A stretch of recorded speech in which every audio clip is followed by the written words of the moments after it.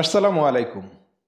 আচ্ছা, আপনারা কি জানেন যে মুস্তফা সরোয়ার ফারুকী তার উপদেষ্টা হওয়ার পিছনে কার হাত আছে? কে তাকে অফার করেছিল? এতদিন আমরা সবাই জানতাম যে আসিফ নজরুল হয়তোবা অফার করেছিল, বা আসিফ নজরুলের কাজ হতে পারে এটা, এই যে ফারুকীকে উপদেষ্টা বানানোর পিছনে। এরকমটাই ভাবছিলাম না, আসলে বিষয়টা সেটা না। আজকে আসলে জানতে পারবেন সত্যটা, যে কে এর পিছনে আছে। মানে রোমান্টিক হাসি, নিশ্চয়ই আপনারা চিনেছেন। এক উপদেষ্টার হচ্ছে রোমান্টিক হাসি মাঝে মাঝে আমরা দেখি, ওই উপদেষ্টা। তাহলে আমরা আজকে সরাসরি ভিডিওতে শুনবো। আর আজকের ভিডিওর ক্রেডিট হচ্ছে পিনাকি ভট্টাচার্য দাদা। নতুন যারা আছেন তারা অবশ্যই চ্যানেলটি সাবস্ক্রাইব করবেন আর ভিডিওটি শেয়ার করবেন। আমরা ভিডিওটা দেখে নিই। গুমের ঘটনা একের পর এক, গুম থেকে ফিরে আসার জানাচ্ছে আয়না ঘরের গল্প। সারা দুনিয়ার মানবাধিকার সংস্থা থেকে প্রবল চাপ হাসিনা সরকারের উপরে এইসবের একটা গ্রহণযোগ্য তদন্ত করা। দেশে তৈরি হইল এক শক্তিশালী সংগঠন মায়ের ডাক। হাসিনার সামনে তখন দুইটা কাজ: বিদেশিদের বুঝানো, দেখো গুম বাংলাদেশে নতুন না, এই যে জিয়াউর রহমানের আমলে গুম হয়েছিল, অনেক অনেক অনেক অনেক খোঁজই পাওয়া যায় নাই, তদন্তও হয় নাই। বাংলাদেশের মতো দেশে এটা করা যায় না বাবা, এত চাপাচাপি কইরো না। আর দুই নম্বর হইতেছে দেশে দেখানো, গুম তো জিয়া করছে, বিএনপি করছে, আমরা করলেই দোষ। তৈরি হইল মায়ের কান্না নামের সংগঠন। ওই যে পিটার হাসের সাথে গুতাগুতি করতে গেছিল না, এই যে ওইটা। বিশিষ্ট সাংবাদিক তাসনিম খলিল ফতোয়া দিল জিয়ার আমলে এটা গুমই। তো তাসনিম খলিল এখন তো গুম কমিশন হয়েছে, তো এই গুমের কেন তদন্ত করে না গুম কমিশন? যাই হোক, আজ এইবার দেখি জিয়ার আমলে কি গুম হয়েছিল। গুম বইলা যেটা চালানোর চেষ্টা করে সেটা আসলে একটা সেনা বিদ্রোহ। 1977 সালে বিমান বাহিনীতে বিদ্রোহ হয়, তারিখটা 2 সেপ্টেম্বর। একই মাসে বগুড়া ক্যান্টনমেন্টে 30 সেপ্টেম্বর সেনাবাহিনীর সিগন্যাল কোর বিদ্রোহ করে। 2 অক্টোবর ভোরবেলা আর্মি ফিল্ড সিগন্যাল ব্যাটালিয়নের শেখ আব্দুল লতিফ একটা ক্র্যাকার ছুড়ে এবং রাইফেলের গুলি ছুড়ে। এটা পুরো পরিকল্পিত সংকেত। এই সংকেত শুনে শত শত সৈন্য তাদের ব্যারাক থেকে বেড়ায় অস্ত্রাগার লুট করে। এইটা একটা শাস্তিযোগ্য অপরাধ। এই সৈন্যদের সাথে শীঘ্রই পাশের কর্মীটলা বিমান ঘাটির কয়েকশো বিমান কর্মী যোগ দেয়। প্রায় ভোর রাতে কেন্দ্রীয় অর্ডিন্যান্স ডিপোতে প্রায় 700 সৈন্য এবং বিমান কর্মীরা আক্রমণ করে, যারা অস্ত্র এবং গোলা বারুদ লুট করে। সেনানিবাসে অব্যাহত সশস্ত্র বিপ্লবের আহ্বান জানায় লিফলেট ছড়ায় দেওয়া হয় সৈনিকদের মাঝে। সকাল 5টায় রেডিও স্টেশন দখল করে বিমান বাহিনীর সৈনিকেরা, যারা একটা বিপ্লবী সরকার গঠনের ঘোষণা করছিল। বিমান বাহিনীর সার্জেন্ট আফসার ঘোষণা করলো একটা বিপ্লব হয়েছে, দেশ পরিচালনার জন্য একটা বিপ্লবী পরিষদ গঠন করা হয়েছে, এবং এই আফসার সেই বিপ্লবী পরিষদের প্রধান। এমনকি নিউ ইয়র্ক টাইমসেও এই বিদ্রোহের খবর, রেডিও সেন্টার দখলের খবর এবং সেনাবাহিনীর বিপ্লবী পরিষদ গঠনের খবর এইটা প্রকাশিত হয়েছিল। এবং এই বিদ্রোহের সময় 11 জন বিমান বাহিনীর কর্মকর্তা নিহত হয়। শুধু তাই না, একজন বেসামরিক বিমান বাহিনীর কর্তার সন্তান নিহত হয়।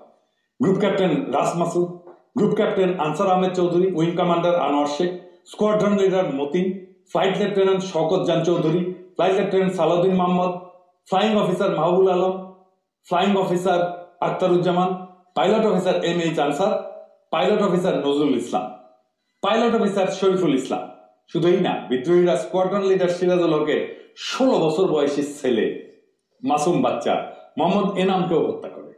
এই বিদ্রোহ কোনো কল্পিত ঘটনা না। রেডিও স্টেশন দখল করে রাষ্ট্র ক্ষমতা দখলের ঘোষণা দেওয়া হয়েছিল, বিদেশি মিডিয়াতে ছাপা হয়েছিল। এখন সেনা বিদ্রোহ হইলে খুনাখুনি করলো, কি করবে সরকার? যে কোনো সরকার কোর্ট মার্শাল করবে, তাই তো? ঠিক কিনা? নাকি বলবে মেরা সকল শেখ না, তাই বলে কি প্রেম দেব না? সেনা বিদ্রোহ হয়েছে, সেটা দমন করা হয়েছে। সেনা বিদ্রোহ যারা করে তারা জানে সেনা বিদ্রোহ যদি সফল না হয় কোর্ট মার্শাল হবে, এটা জানে। দায়ীদের সর্বোচ্চ শাস্তি ফাঁসি দেওয়া হয়েছে। সারা দুনিয়া এটাই নিয়ম। সারা দুনিয়ায় যে কোনো দেশে সেনা বিদ্রোহ করলে ঠিক একই ঘটনা ঘটবে, কোনো আলাদা কিছু ঘটবে না, সম্ভব না। তাহলে জিয়া সরকারের দোষ কোথায়? এটাকে গুম কেন বলা হইতেছে? এটার গুম বলার কোন কারণ আছে? গুম মানে তো কাউরে ধরে নিয়ে গেছে তার কোনো খোঁজ পাওয়া যাচ্ছে না, কারণ কোর্ট মার্শাল হচ্ছে, তার একটা লিখিত পরিচিত আছে, তো তার একটা আইন আছে, তো তার নাম আছে, তার বিচার হচ্ছে, তো যেরকমই বিচার হোক। প্রেসিডেন্ট সরকার গুম কমিশন করেছে, সেই গুম কমিশন গুম বলে না, না বলার পিছনে যুক্তিযুক্ত কারণ আছে, সেই জন্য বলে না। যাই হোক, এই যে হাসিনার বয়ান, সেটা তো সে পলিটিক্যালি বলছে, মায়ের কান্না নামে সংগঠন করছে, এটা বাইরে সে কালচারাল অ্যাসেট বানাইছে ক্যাম্পেইন করার জন্য। কি কি অ্যাসেট বানাইছে? প্রামাণ্য চিত্র বানাইছে ফুয়াদ চৌধুরীকে দিয়ে, নাম দিছে গণফাঁসি ৭৭। বাংলাদেশ টেলিভিশনের ধারাবাহিক তথ্যচিত্র নির্মাণ করছে, নাম দিছে নাটের গুরু। আর এটা টেলিছবি করেছে সিআইএ ফান্ডে, নাম হইতেছে আয়েশা। আনিসুল হক আয়েশা মঙ্গল নামে এই উপন্যাসটা লিখেছিল ওই বিমান বাহিনীর বিদ্রোহ নিয়ে। সেই উপন্যাসকে ২০১৮ সালে টেলিছবিতে রূপ দেয় একজন পরিচালক, বিশেষ পরিচালক। কে সে? মোস্তফা সারোয়ার ফারুকী। ওইখানে দেখানোর চেষ্টা করেছে জিয়াউর রহমানের আমল কত খারাপ ছিল, হেনা ভোট করেছিল, গুম হইতো। জিয়া একটা নিষ্ঠুর লোক ছিল, নিষ্ঠুর শাসক ছিল। বলা হয়েছে গুম করা হয় অসংখ্য অফিসারকে। এই মোস্তফা সারোয়ার ফারুকী পত্রিকায় লিখেছে সিনেমার আয়েশার স্বামী যে চঞ্চল চৌধুরী অভিনয় করেছিল সে গুম হয়েছিল। লিখিচ্ছে আয়েশারা যখন গুম হয়ে যাওয়া কিংবা আইন বহির্ভূত গ্রেফতার হওয়া স্বজনদের মুক্তির দাবিতে চোখের পানি বিসর্জন দেয়, তখন সে আবেগ রাষ্ট্রকে যে বিন্দুমাত্র নাড়া দিতে পারে না। ফারুকী স্ট্যাটাস দিয়া জানায় যে ওই কেন ওই সময়ের গুমের কথা বলছে, কেন এখনকার গুমের কথা, মানে হাসিনার আমলের গুমের কথা করছে না, বুঝছাও? মানে ওই সময় গুম হয়েছিল বিশিষ্ট আওয়ামী লেসপেন্সার প্রথম আলোর আনিছিল। আর মোস্তফা সারোয়ার ফারুকীর যে মেল বন্ধন, এটা অনেক দিনের কেমিস্ট্রি। পত্রিকায় লিখিচ্ছে ফারুকীর জীবনের সেরা কাজগুলোর অধিকাংশের পেছনেই যে আরেকজন ব্যক্তির ভূমিকা আছে, তিনি হলেন সাহিত্যিক আনিসুল হক। উপরে উল্লেখিত কয়েকটি টেলিফিল্ম ছাড়াও ফারুকীর প্রথম দিককার প্রশংসিত কাজগুলোর অধিকাংশই হয় আনিসুল হকের উপন্যাস, ছোট গল্প অথবা সরাসরি চিত্রনাট্য অবলম্বনে নির্মিত। মরে যাই। তো ফারুকী তো আয়েশা বানাদের কাইন্দা বুক বসাইছিলা, তার মানে তখন মনে প্রশ্ন আসে নাই কেন ২০১৮ সালে হাসিনা ক্ষমতায় সে কেন গুম কমিশন করে নাই ১৯৭৭-এর ঘটনায়? প্রশ্ন আসে নাই কেন? মানে প্রশ্ন আসে নাই কারণ সে সিআরআই এর ভাড়া খাটতে গেছিল। ফারুকী তখন সিআরআই টাকা দিছিল, তো বুঝলাম সেটা কও নাই তখন। এখন এটা গুম কমিশন হয়েছে, এই প্রফেসর ইউনূসের সরকার, তুমি যে সরকারের মন্ত্রী হয়েছো, ক্যাবিনেটে বসে সেই সরকার করেছে। সেই ১৯৭৭ সালের গুমের তদন্ত কেন করতে বলো না সেই গুম কমিশনকে? এখন তো তুমি ক্ষমতাবান, কও ক্যাবিনেটে কও, একটা সৎ উদ্যোগ হইতে পারে, সিনেমা বানাইতে পারো, ক্যাবিনেটে বসতে কবে না যে গুম কমিশন হয়েছে ১৯৭৭ সালে, গুমের বিচার করো, তদন্ত করো। এখন আবার সে কইবে না, কারণ সিআরআই তো টাকা দিবে না। চালাক মানুষ, এই অতি চালাক মানুষকে কে পছন্দ করিল? হ্যাঁ, অনেকে মনে করে আজিজ নজরুল। না, সেটা ঠিক না। কে আসেন সেটা দেখি। মোস্তফা সারোয়ার ফারুকীকে আসিফ নজরুল সিলেক্ট করে নাই, মানে যত দোষনন্দগ্রস্ত যা হয় সব আসিফ নজরুলের কাঁধে চাপে। ইনফ্যাক্ট মোস্তফা সারোয়ার ফারুকীর সিলেকশনের সময় আসিফ নজরুলের ভূমিকাই ছিল না। এইটা আমার নিজস্ব অনুসন্ধানে পাওয়া গেছে, আমার নিজস্ব অনুসন্ধানে বাইরেছে সেই নাম যে এই মোস্তফা সারোয়ার ফারুকীর ঘৃণিত নামটা প্রস্তাব করছিল। কে সেটা? সে হইতেছে রেজওয়ানা হাসান, সুন্দরী কোটা হওয়া উপদেষ্টা। সামেসি করে কাম সাইরে নিল। আসিফ নজরুল খাইলো গ্যাল খায় ভূত হয়ে গেল, আর সে মহা আনন্দে কাম সাইরা ঠাসি গায়ে বসে আছে। দেখি যাও কেমন চালাকের চালাক। এই রেজওয়ানা হাসান মিশন নিছে ইন্ডিয়ান ইন্টারেস্ট বাংলাদেশে প্রতিষ্ঠা করবে। মোস্তফা সারোয়ার ফারুকীর কেস সাকসেসফুলি করার পরে সে আত্মবিশ্বাসী হয়ে উঠছে, এই কাজে আরো অগ্রসর হয়েছে। দেখেন নিউজটা কি কইছে, ভারতের সঙ্গে সম্পর্কের ছায়া দুই দেশের স্বার্থেই দূর করতে হবে। তো গন্ত রেজওয়ানা কি পররাষ্ট্রমন্ত্রী না প্রধান উপদেষ্টা? সে তো পরিবেশ মন্ত্রী, তাও ভারতের সাথে সম্পর্ক নিয়ে কথা বলার কুরকুরানি কেন? আমি তো এমনি গেলাই না, সে কথা বলতে গেছে পরিবেশ নিয়ে, পররাষ্ট্র নীতি নিয়ে কথা বলার দরকার কি? এখন কবে সাংবাদিকরা প্রশ্ন করেছে, কি করব? সাংবাদিক প্রশ্ন করলে বলবে এটা আপনারা পররাষ্ট্র উপদেষ্টারা জিজ্ঞেস করেন, কিন্তু সেটা তো করবে না, কারণ এই মিশন তো তার নিজের মিশন। আপনাদের মনে আছে ইলিশ মাছ কেন ইন্ডিয়া পাঠানো হইলো, সেটা নিয়েও সে বয়ান দিতে এসেছিল। এই যে শুনেন, যারা এই ইলিশটা চাচ্ছে তারাও কিন্তু এই বৈষম্য বিরোধী ছাত্র আন্দোলনে ওই পারে থেকে অনেক সমর্থন দিয়েছেন, সেটা আমরা সকলে দেখেছি। কেন সে কি বাণিজ্য নাকি মৎস্য মন্ত্রী এমন কইতে পারেন? সে তো ব্রিফিং করে সরকারের পক্ষে, মেনে নিলাম। এই দুই ইন্ডিয়া সংক্রান্ত বক্তব্য কি সরকারি ব্রিফিং টাইমে কইছে? কয় নাই। বলছে নিজস্ব ক্যাপাসিটিতে, নিজস্ব টাইমে ওর পাংখা গজাইছে। কইছে না যদি রাজনীতিবিদ হয়ে সংস্কার করে তাহলে 53 বছর তারা কি করেছেন। হ্যাঁ, তার মানে 53 বছর কোনো সংস্কার হয় নাই। হ্যাঁ, ওই সংস্কার বুঝে চিন্তা করেন, সংস্কার হয় নাই।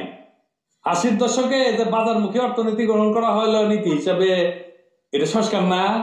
রেজওয়ানা 82 সালে যে উপজেলা পদ্ধতি চালু হইল, তৃণমূল পর্যায়ে প্রশাসন কার্যকর করার জন্য ব্যবস্থা নেওয়া হইলো, এইটা সংস্কার না? সিটি কর্পোরেশন হইলো, ঢাকা চট্টগ্রাম সহ বড় শহরগুলোতে সিটি কর্পোরেশনের কার্যক্রম চালু হইল, এটা সংস্কার না? স্থানীয় সরকারের 1991 সালে যে সংসদীয় গণতন্ত্র প্রতিষ্ঠা হইল, এটা সংস্কার না? তত্ত্বাবধায়ক সরকার যে হয়েছিল 96 সালে, এটা সংস্কার না? 1990-এর দশকে প্রাথমিক শিক্ষা যে বাধ্যতামূলক এবং ফ্রি করা হইলো, এটা সংস্কার না শিক্ষায়? 1982-তে জাতীয় ঔষধ নীতি করা হইলো, পুরো ফার্মাসিউটিক্যালের আগাবস্তলার সংস্কার হইলো এই নীতিতে, এটা সংস্কার না? 4.5 মাসে আপনি কিটা করেছেন সুন্দরী উপদেষ্টা? আপনার টাইমে তো ঢাকার বাতাস সবচেয়ে দূষিত নাকি? তো কি সংস্কার করেছেন? মুখ খারাপ করতে ইচ্ছে করলে করলাম না আর কি। হ্যাঁ, এইটা তো আন্নার মন্ত্রণালয় কাজ নাকি? আর কইলিস হয়ে গেছেন। হ্যাঁ, একেবারে ইন্ডিয়ার সাথে সম্পর্ক, হ্যাঁ, নতুন উপদেষ্টা বানানো, একেবারে পলিটিক্যাল পার্টির সাথে পাঙ্গা নিতে গেছে। হ্যাঁ, হারকুলিসটা সবচেয়ে বেশি বুঝেন, সবচেয়ে বেশি পারেন। ঢাকার এয়ার কোয়ালিটি বাড়াইতে পারেন না কেন? এটা বাড়ান, এটা তো আপনার কাজ। বাড়ায় দেখান যে দায়িত্ব নিচ্ছেন, সেটা পারেন করতে। 4 মাসে তো ড্রামাটিক পরিবর্তন করা দেওয়া যায় ঢাকার এয়ার কোয়ালিটি। দেখি কেন পারেন? এটা তো পারেন না। আসল কামে তো কোনো সেটব্যাট নাই, যদি বোমবাস্টিং কথা পাওয়া যাবে, কোনো দায়িত্ব নেওয়া লাগবে না, সেটা একেবারে লেফট হয়ে ওঠে। একেবারে কি প্ল্যানিং দেওয়া লাগবে, দিয়ে দেবো, সলিড প্ল্যানিং দিয়ে দিতে পারি। 4 মাসে ঢাকার বাতাস ক্লিয়ার, লাগবা বাজি জানি লাগবে না। কারণ পারবে না তুমি এটা করতে, আওয়াজ তাই নিচ্ছে। আর সামেসি কোন ইন্ডিয়ান লেসপেন্সারি বাদ দাও, তোমার হুতায় দেওয়া 1-2 এর ব্যাপার, বেশি বাইরেও না। ঝড় আসলে না সামাল দিতে পারবে না, কান্দা বুক ভাসাবা। খুব খেয়াল রেজওয়ানা, সামনে মুরগি পিছে শিয়াল। প্রিয় ভাই বোনেরা, এতক্ষণ ধরে পিনাকি ভট্টাচার্য দাদার কথাগুলো শুনলেন। কেমন লাগলো আজকে তার কথাগুলো? অবশ্যই আপনাদের মতামতগুলো কমেন্ট বক্সে কমেন্ট করে জানিয়ে যাবেন। আর নতুন হলে চ্যানেলটি সাবস্ক্রাইব করবেন, ভিডিওটি শেয়ার করে অন্যকে দেখার সুযোগ করে দিবেন। ভালো থাকবেন। আসসালামু আলাইকুম।